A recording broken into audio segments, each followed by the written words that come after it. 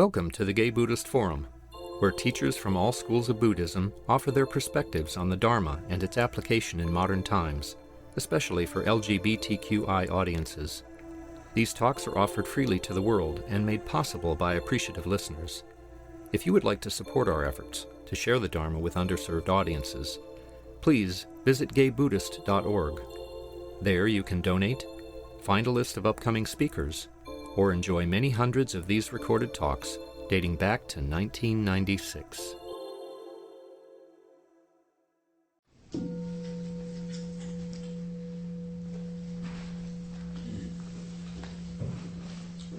Today we have the pleasure of hearing from one of our own, Tonglen, who's been active at GBF since 2005, and we'll talk about the practice of Tonglen today for giving and taking meditation, taking or sending. It assists in developing bodhicitta, or compassion for the benefit of all beings. It centers on using one's own challenges, struggles, and pain to help empathize and understand with others and move towards awakening. Can we do introductions? Just do introductions. We know who you are. Regardless, my name's Ryan. I'm Sam. My name's Michael. I'm Harry. I'm Kenny. My name is Harley. William. Lee. My name's Patrick. My name is Roy. I'm Jim. I'm Dave. I'm David. My name is Jerry. I'm George. I'm Ed. My name is Alzak. My name is Jerry. I'm Shantanu. I'm Ray. Dennis. My name is David. My name is Paul. My name is Cass. I'm Jack. My name is Dal. David. I'm Charles. My name is Tage. I'm Jerry. My name is Oswaldo. I'm Henry. Peter. I'm Joe. Hal. My name is Nikolai. Jay. Richard. Len. Thank you. Welcome, Tom. Thank you very much. Good morning, everyone. I just want to say how wonderful it is to be here and speak when I consider all of the wisdom that's been shared in this room over the decades that GBF has been here. And so I consider it a great privilege, but I also know that that wisdom now resides in all of you as masters of your own Dharma, of your own practice, on your own path, because after all, that's what we're here for, right? And it is, as they say, an inside job. Nobody can awaken for you. And so I just want to bow to all of you for being here today and working on your own practice. So Tonglen. Tonglen is, it's Tonglen, and it is the practice of taking in and sending out. It is part of the tantric practice that comes down from Tibet, and is part of the Lojong practice of Tantra. Tantra has been, has had a lot of mystery around it and everything, because for many years, many eons, centuries, it was thought to be, it was reserved for advanced practice, because it was thought to be beyond the capabilities of average people. And there is a prerequisite for the Tantra practice, and that is mindfulness meditation. But because that has become so prevalent here in the West, available to all of us, if we'll just seek it out, perhaps it's not beyond our capabilities. So this is something I've been interested in exploring that I'd like to share with you. So Lojong consists of mind training and a meditation practice. The mind training consists of 59 slogans and the meditation practice is Tonglen. So if you're interested in the mind training, Pema Chodron has a wonderful book, Start Where You Are, where she also touches on Tonglen. But she goes over the 59 slogans and sort of vets them out and brings a really wonderful perspective to all of it. And I will say that if you're interested in Tonglen, Becoming the Compassion Buddha by Lama Yeshe, who founded the Vajrapani Center, where we have our annual fall retreat. Terrific book, and it was edited by Robina Courtine, who many of us know. And she does a fantastic job at the beginning of this book laying out where this falls into the big, confusing world of Buddhist teachings. So Lojong covers both the mind and the heart. And Tonglen is about the heart. It's about opening with compassion for our own suffering and for the suffering of others. And as soon as we mention compassion, developing compassion for others, it's helpful to orient ourselves in that confusing Buddhist world. So there are, as they say, the two wings of Buddhism, which is compassion and wisdom. So on the wisdom side are all the teachings that we know of, the Eightfold Path and, all of the lists. And that's focused on and emphasized in the Theravada tradition. And the compassion side is somewhat more focused on and emphasized in the Mahayana tradition. So that'll give you an orientation of where this comes from, more on the Mahayana tradition. So what exactly is Tonglen? Tonglen is a way of using difficulty on the path of enlightenment. So instead of looking at our difficulties and saying, oh, this is what prevents me from waking up, this is what interrupts my practice, this is what is ruining my meditation. If it weren't for these things, I'd almost be there. So it shows us how to use difficulty to help us awaken. And when I say awaken, to me that means to overcome the illusion of a separate, inherently existing self, to move beyond duality and into unity, and to develop genuine compassion equally for the suffering of ourselves as for the suffering of others. So how is it done? What I'd like to do is give you a brief overview of Tonglen, and then we'll do 2 15-minute exercises, and then we'll wrap up, and probably that'll be it. So I want to make it more experiential than just giving you theoretical talk about it. So Tonglen meditation has 4 components. One is flashing on openness, or centering our mind on openness, or bodhicitta.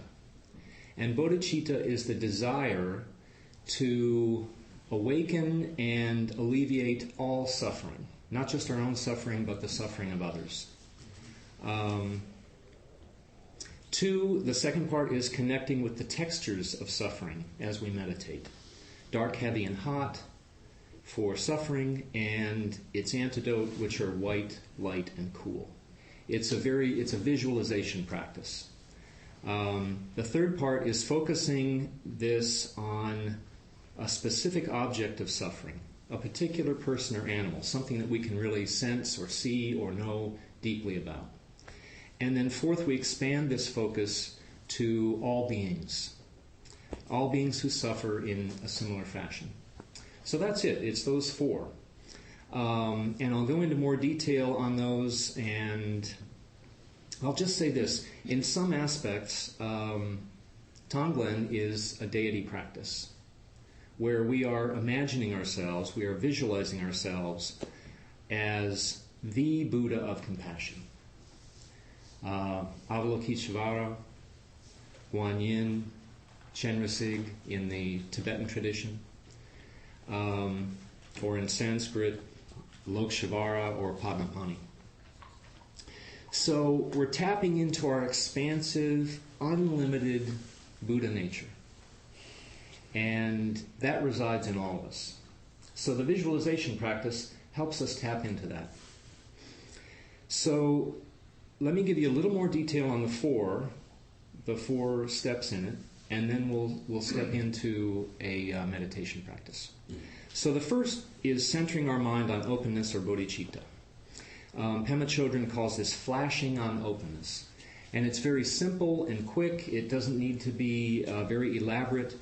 You can recall a memory of witnessing suffering in your past that maybe spontaneously opened your heart, made you feel compassion towards another being.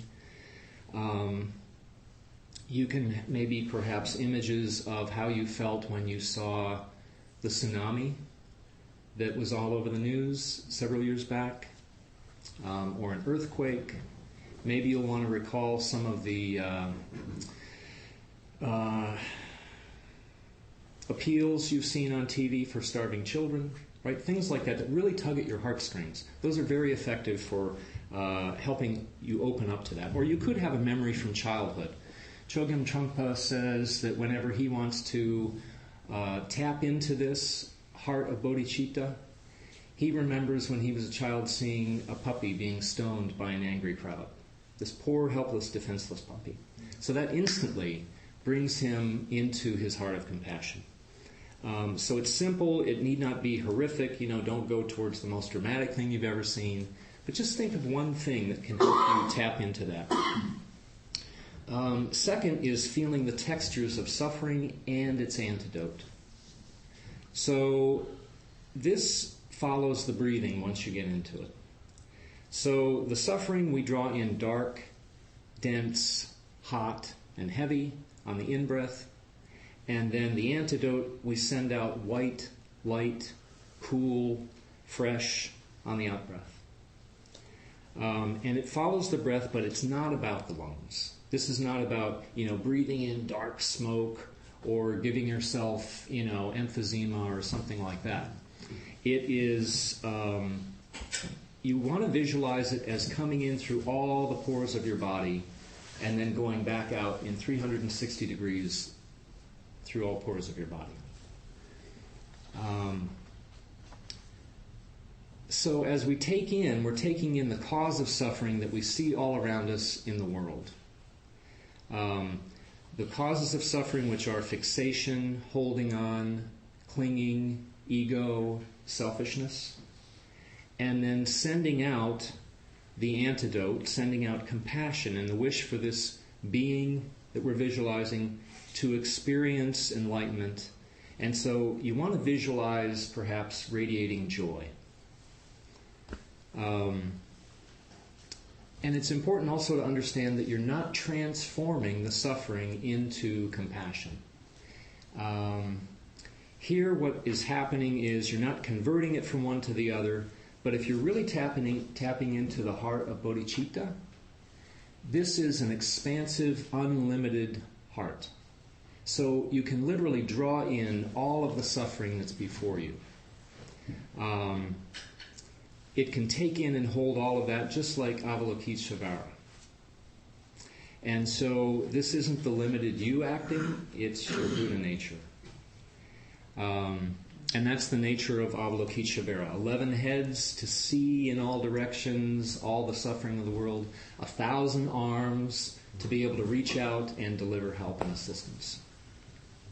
So the third part is focusing this on a specific object of suffering. A particular person or animal. This keeps it personal. It should be tangible and specific. Real suffering, not theoretical. And fourth is extending this focus then to all beings. So all who suffer in a similar fashion to whatever you're focusing on. So the specific is a stepping stone to the universal. What you feel for one, you can extend to all. And I would say step 3 is vital to keep it from being too theoretical, and step 4 keeps it from being too narrow or too selfish. So 4 adds vision. It connects with the original intent of the Buddha to share the antidote to suffering. So when he awakened under the tree, initially he was reluctant to go out and teach, but in fact he did. And so this is the heart of bodhicitta. So let's begin with the first meditation. I would love to open it up for questions and say, is there any question about how this goes forward before we get into the first meditation? It'll be sort of self-explanatory. Is anybody confused so far? Excellent. Okay. So dumbfounded you don't know what to ask. So I'd like you to get comfortable.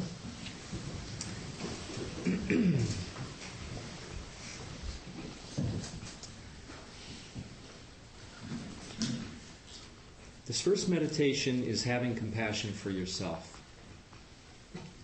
And I will say that these meditations draw heavily from those by Joan Halifax Roshi on the website of the Living Dying Project at livingdying.org. So there's no perfect way to do sitting practice. So wherever you find yourself, just relax. Relax the forehead and the face. Relax your neck. Relax the shoulders. Relax the stomach. Relax your heart. Relax your mind. Bring in as much gentleness as you can.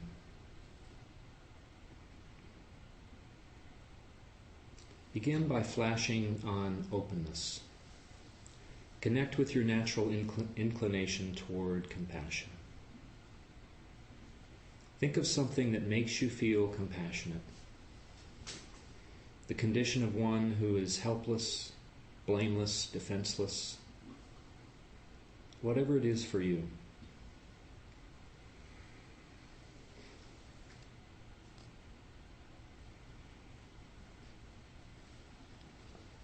Now, when you feel settled, begin the second stage of the practice, which is connecting with the textures of suffering and its antidote.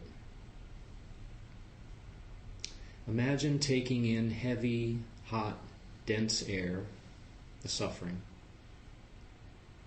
and visualize sending out cool, light air, the antidote.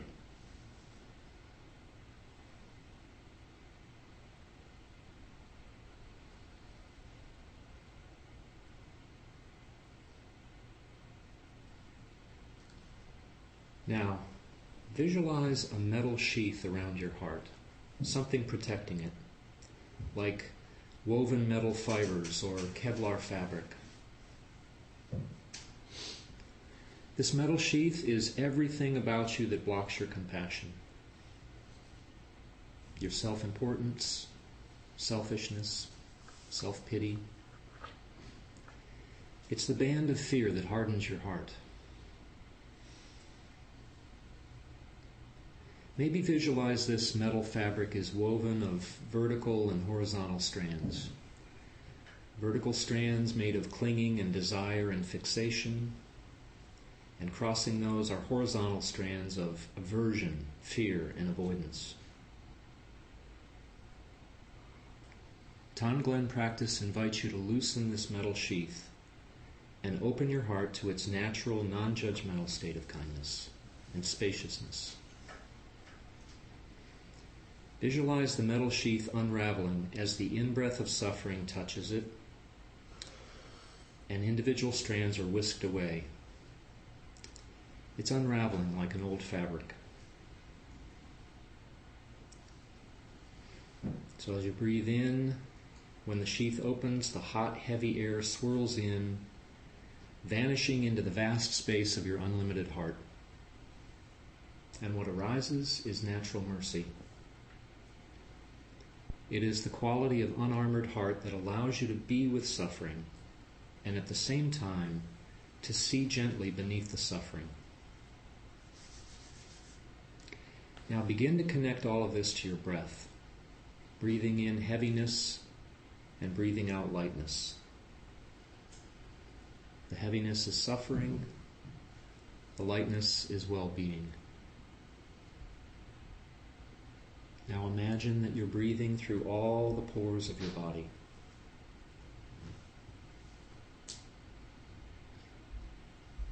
On the in-breath, heavy hot air enters every pore.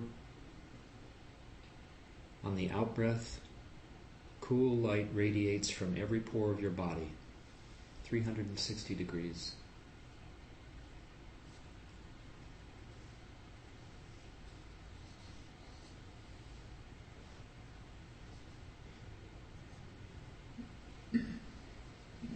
Now we move to the object of your meditation. You could focus on some other specific being, but just for today, begin with yourself. Start by connecting with some aspect of your life that's causing you suffering. Maybe physical, financial, relationship, an annoying neighbor.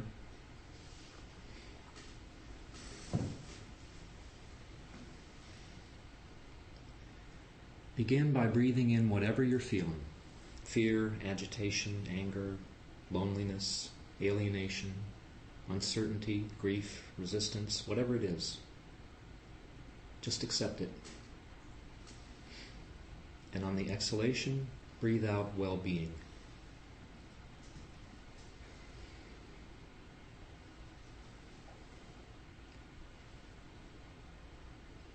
Bring awareness to what is agitating you and breathing it in, accepting it with kindness.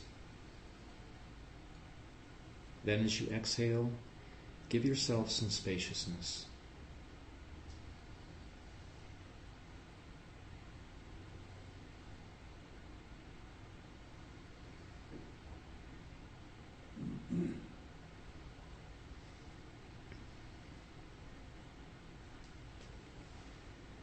Now visualize that sitting out in front of you is the part of yourself that is experiencing that suffering. The part of you that feels scared about the future. The part of you that just can't let go of what someone did to you. The part of you that just wants to escape what's happening in your life. Whatever form your current suffering takes.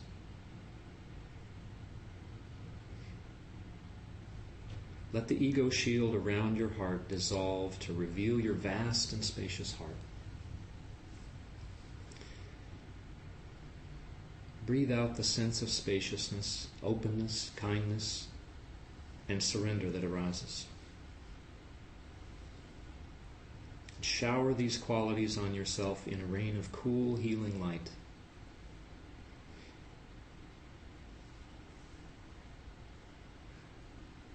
Don't analyze what you're doing. Don't try to figure it out. Don't justify it. Simply do the practice.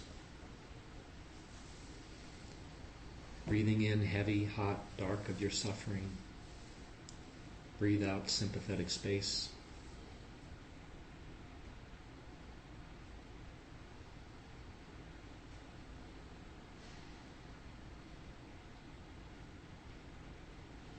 Now we're ready to move beyond yourself. Consider that at this very moment, many others are experiencing the same kind of distress as you. The details of their distress are not important. The point is to connect with the first noble truth, that others are suffering just as you are. Feeling your distress and their distress, breathe it in for others as well as for yourself. This doesn't increase your suffering. It opens your heart to the truth that others are suffering as you are. It's an opportunity to connect with them. Let this connectedness open your compassion toward yourself and them. As you breathe out clarity and kindness, let the breath go to all those who are suffering as you are.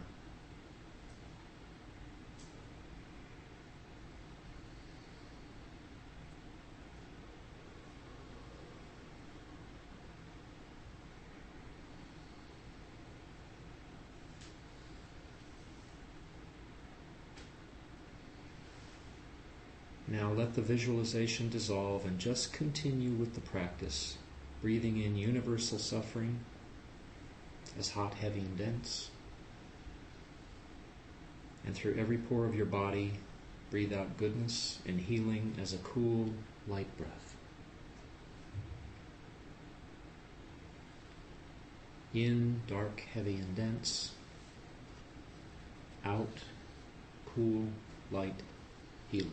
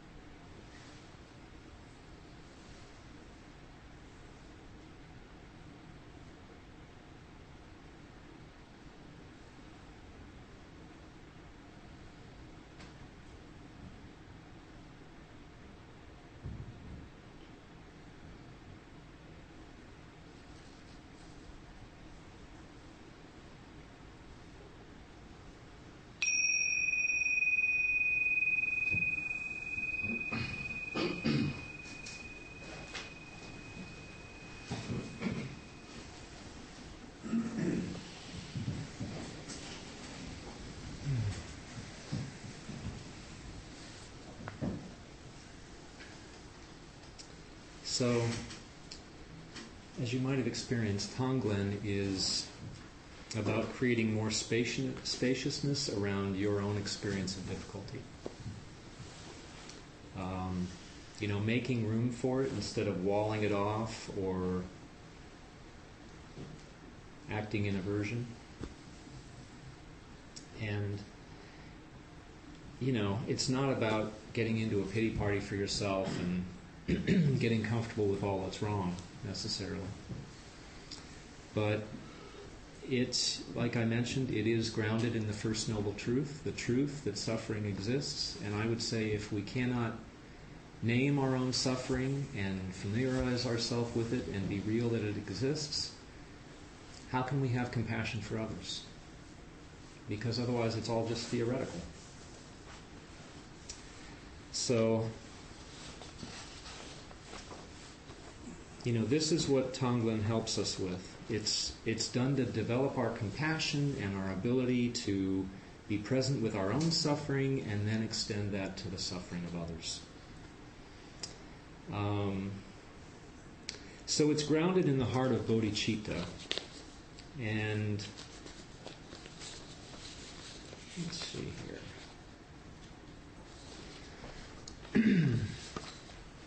What bodhicitta is not is this. See the three monks sitting around all meditating together? One with his hands raised. Oh yeah, first to reach enlightenment, right here. Eat my dust, bitches. That's not bodhicitta. Yeah. Oh yeah. Well, you get the first part of the meditation right. But then you want to be extending it out. And it just happened that this very morning, I got an email from Larry Robinson, who's the poet in the spoken tradition who's been here several times with us. The Bodhisattva vow.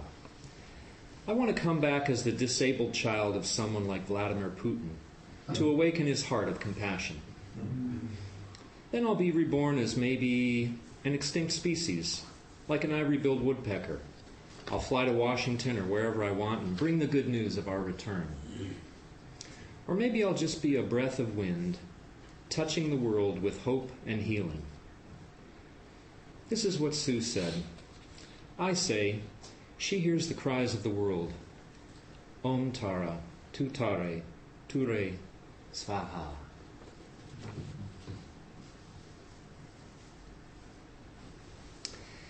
And we can remind ourselves of what His Holiness the Dalai Lama said. If you want to be happy, if you want others to be happy, practice compassion. If you want to be happy, practice compassion. Absolutely. That's the grounding for Tonglen. And I will say this, the result of this practice, it has softened my view of others. It has, it's made me less reactive and more equanimous. It's helped me it's helped me bring compassion to situations that otherwise would just, really throw me off. Or just plain annoy me. So it's been very helpful in that. And I would say if you truly aspire to non-duality and to connecting with others, it's a great practice to undertake. It'll help you make those things real in your life.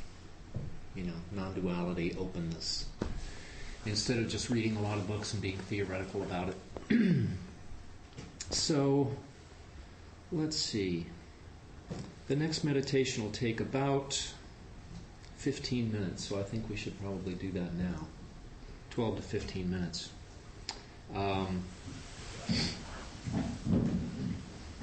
So I would like to do this. For the second meditation,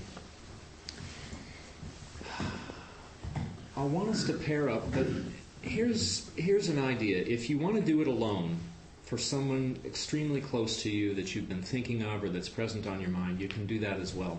But otherwise, I'd like us to pair up. And so raise your hand if you'd like to pair up. Find someone who's also raising their hand. And just go ahead and pair up until all the hands in the room are down. And I really encourage you to do this in a pairing format, unless there's some real driving need to work on it for someone who really needs it on their own. Any more? So just pair up, and you might want to both be in a chair. You're going to face each other. Both be in a chair, both be on a cushion, whatever it takes. Does anyone want to pair up that does not? What's the nature of the meditation? It's another guided meditation, but in this meditation we'll be focusing on another. We'll start just as we did before, but then the object of the meditation in the third phase will be a specific person, the person you're sitting with, and then we'll extend it out. So it follows the exact same pattern.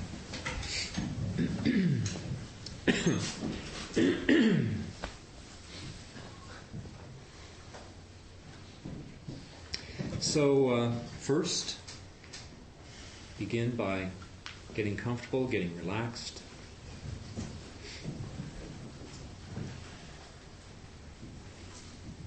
And I would say if you want to lie down, if you're doing this on your own, feel free to do that as well.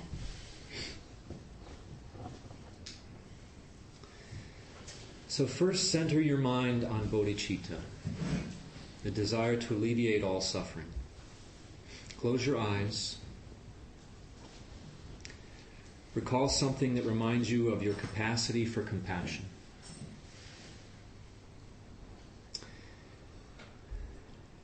Connect with your commitment to the Eightfold Path and cessation of suffering.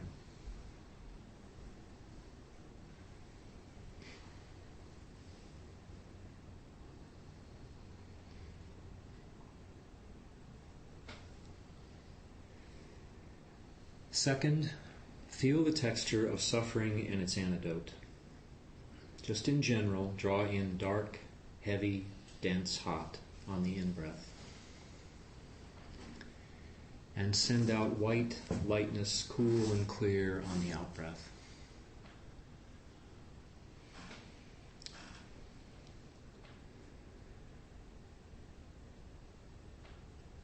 Let yourself breathe in universal suffering.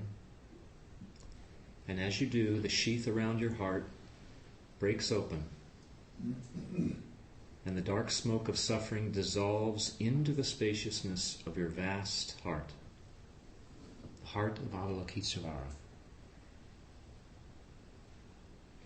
Through every pore in your body, exhale all your goodness and healing for the world.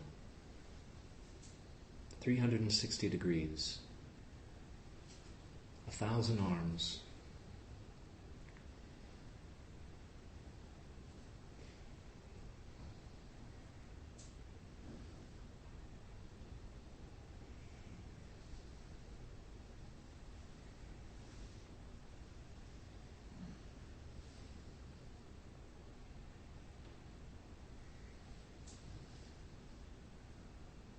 Next,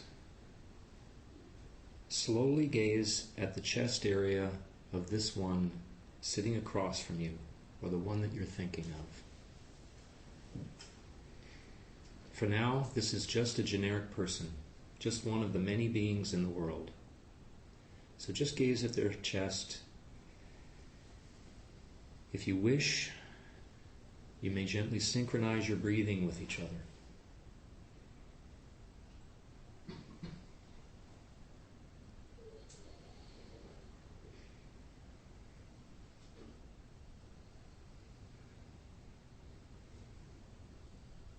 Breathing in hot, heavy smoke, letting that smoke dissolve the sheath around your heart, and breathing out a cool, light breath.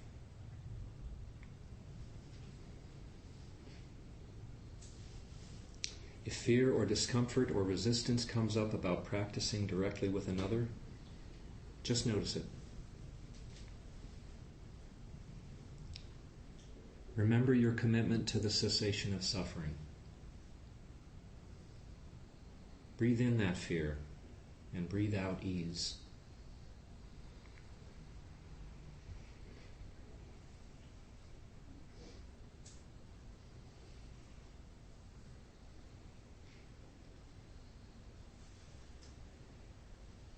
Now, when you're ready, let your eyes rise and gaze into the throat area of this person across from you. Continue sending and receiving. Slowly become a little more aware of the specific person sitting across from you.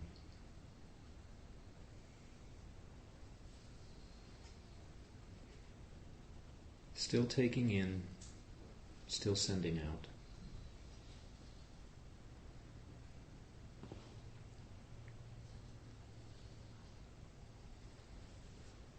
When you're ready, let your eyes rise to meet the eyes of the friend sitting across from you.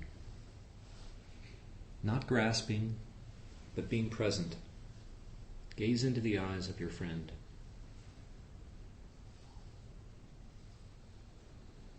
Let your good heart connect with this one sitting across from you. This one, like you, has suffered. This one's life, like all lives, has had its share of pain and sorrow. This one, like you, will die one day. See the lines of weariness, concern, disappointment, or sadness in this one's face. It's not necessary to give what you see a story. Just in a general way, be with the life that this one has lived. Keep it very simple. If you feel as though you're beginning to fixate, feel free to close your eyes and return to your breath practice, and then open your eyes when you are ready.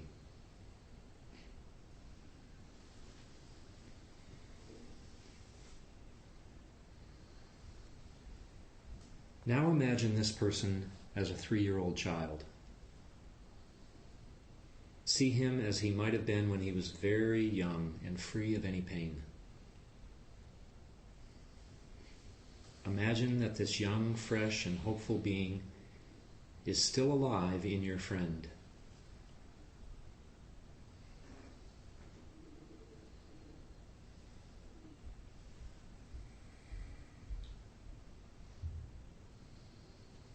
Now, in your imagination, bring that 3-year-old friend into the present.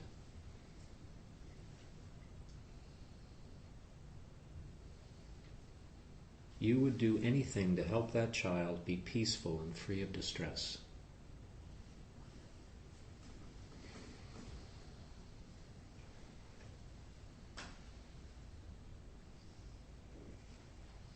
On your next in-breath, breathe in the suffering of this person.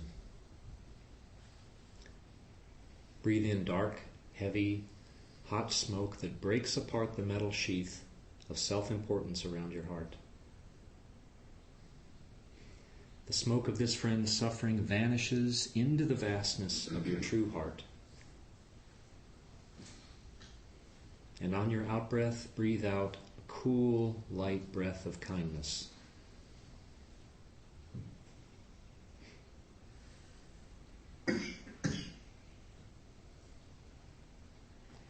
Remember that this one with whom you are practicing will die. You do not know when or how. See how his life is hanging by a breath. You hope that this person will be able to come home to his true nature.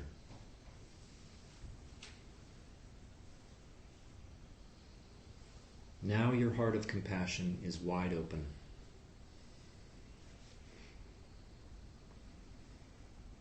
Put any negative aspects of your personality into the metal sheath around your heart. And on your next in-breath, the dark, heavy, hot smoke of this friend's suffering transforms all your negativity into mercy.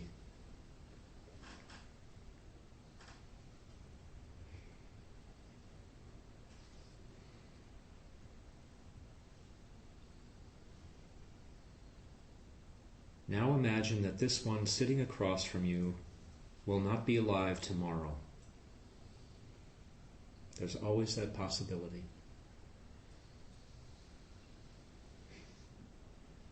The knowledge of impermanence helps deepen the commitment to your practice. Breathe in suffering, breathe out kindness.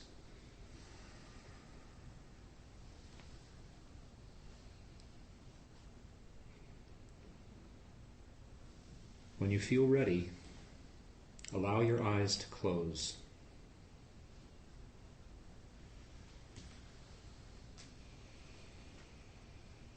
Let go of this friend sitting across from you.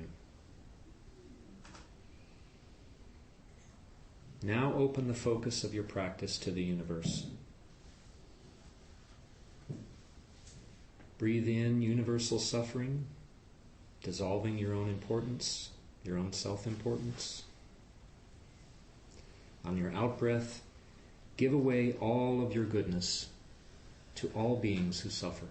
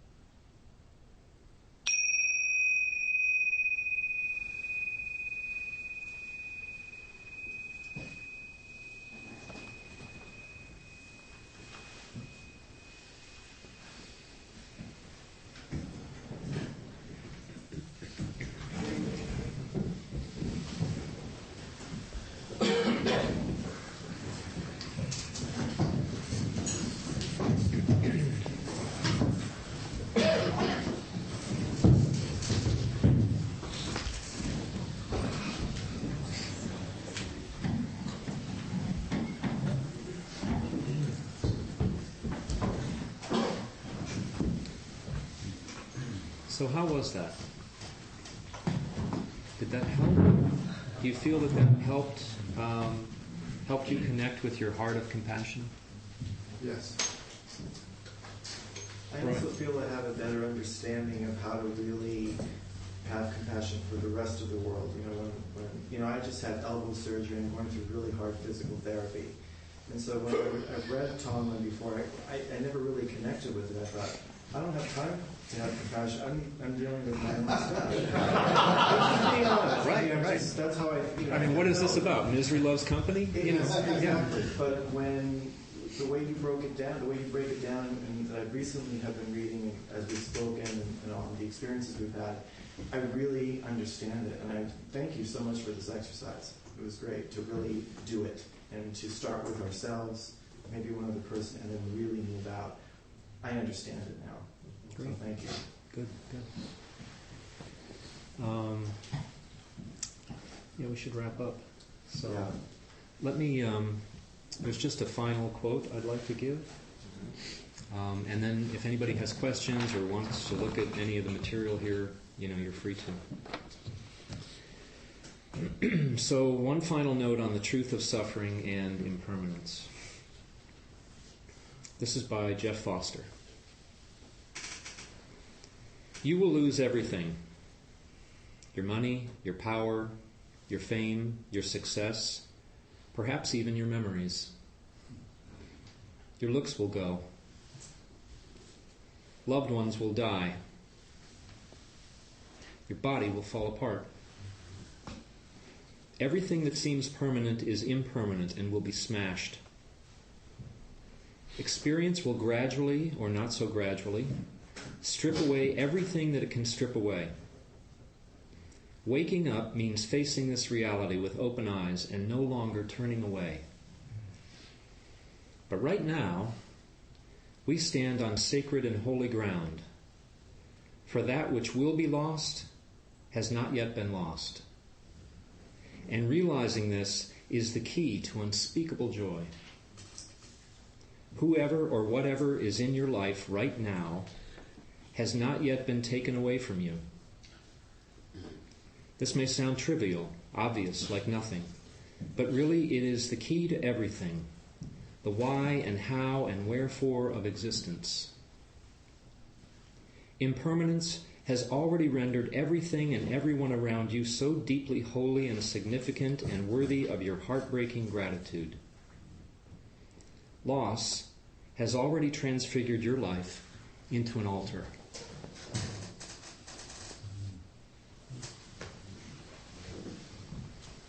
Thank you, Tom. Announcement meditation. At GPF, we do ask for a donation of $10 as the practice of Dharma, or the practice of generosity. Help meet our expenses. We have a monthly meal at the Larkin Street Youth Center, a newsletter, speaker honorariums, rent, etc. So please practice generosity and help a good thing keep going. Other announcements? Who's the?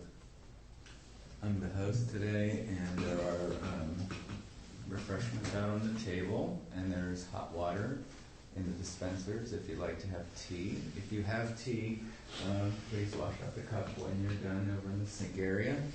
And if you're new, or if you haven't signed up and want information about the Sangha, outside the door on the counter next to the newsletters, you could sign up.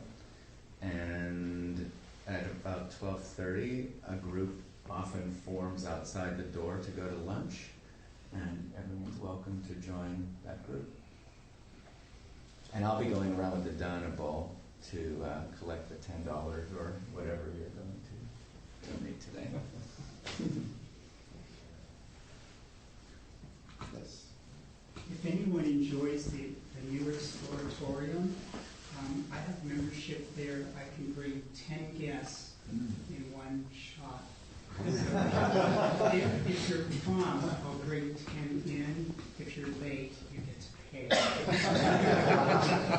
So just your email address.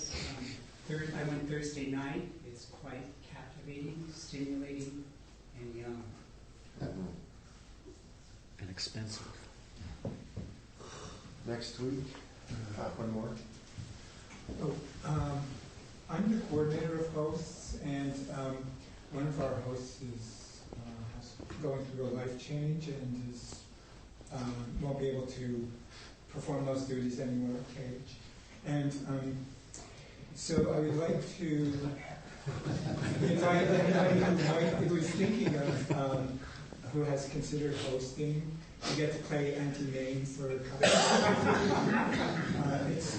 it involves a commitment of once every 2 months, 1 week every 2 months.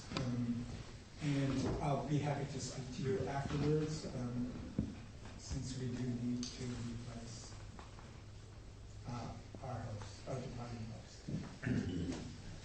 Okay, next week we will have an open discussion. And if there are no more announcements, we can close with the offering of merit and be having tea and cookies. I'd like to re-welcome our newcomers. Please stay afterwards, and thank you for coming.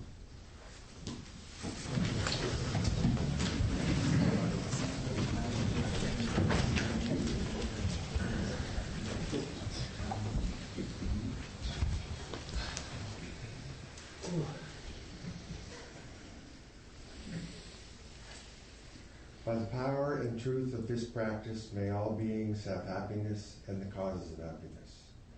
May all be free from sorrow and the causes of sorrow. May all never be separated from the sacred happiness which is without sorrow. And may all live in equanimity without too much attachment or too much aversion, believing in the equality of all that lives. Thank you for your practice.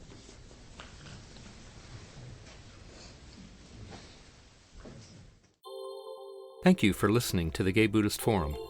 If you would like to hear several new talks per month and be notified of upcoming speakers so you can participate live, please subscribe to this podcast, like us on Facebook, and join our mailing list by visiting gaybuddhist.org.